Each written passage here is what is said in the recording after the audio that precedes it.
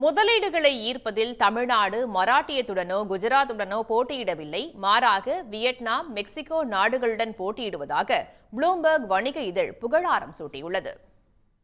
Trillion dollar பொருளாதாரத்தை நோக்கி வளர்ந்து வரும் தமிழ்நாட்டில் தற்போது முதலீடுகள் மழை என பொழிவதாக ப்ளூம்பர்க் இணைய வணிக இதழ் தெரிவித்துள்ளது.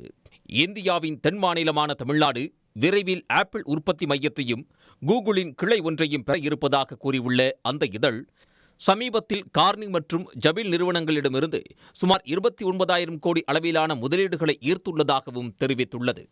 கடந்த ஜனவரியில் வியட்நாமின் வின்ஃபாஸ்ட் நிறுவனம் மின்சார வாகனங்களை உருவாக்க 42,000 கோடி ரூபாய் முதலீடு செய்துள்ள நிலையில் டாடா மோட்டார்ஸ் ஜாகுவார் லேண்ட்ரோவர் கார்களை உற்பத்தி செய்ய உள்ளதாகவும் கூறியுள்ளது.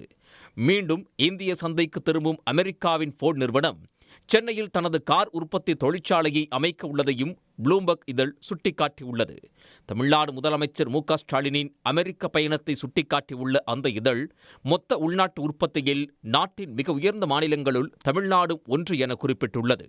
சமூக மற்றும் பொருளாதார வளர்ச்சியில் திராவிட மாடலை பின்பற்றும் தமிழ்நாடு உயர்கல்வியில் முன்னணியில் உள்ளதாகவும், இந்தியாவில் தொழிற்சாலைகளில் பணிபுரியும் பெண்கள் தமிழ்நாட்டில் 40% உள்ளதாகவும் குறிப்பிட்டுள்ளது.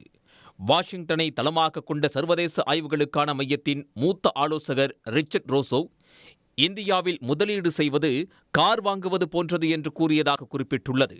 ஒரு முதலீட்டாளர் தனது பிராந்திய உற்பத்தி மையத்தை தமிழ்நாடு அல்லது வியட்நாமில் அமைக்க முடிவு செய்வதாகவும் ரோசோ கூறியதாக ப்ளூம்பர்க் தெரிவித்துள்ளது. தமிழ்நாட்டின் தொழில்துறை அமைச்சர் டி.ஆர்.பி. ராஜா உலகளாவிய தரத்தில் இந்தியா உற்பத்தி செய்து வருவதாகவும், சில ஜப்பானிய முதலீட்டாளர்கள் குறைந்த குறைபாடுள்ள உற்பத்தியை ஆய்வு செய்வதற்காக தங்கள் குழுக்களை சென்னைக்கு அனுப்புவதாக கூறியதாகவும் ப்ளூம்பர்க் இதழ் தெரிவித்துள்ளது.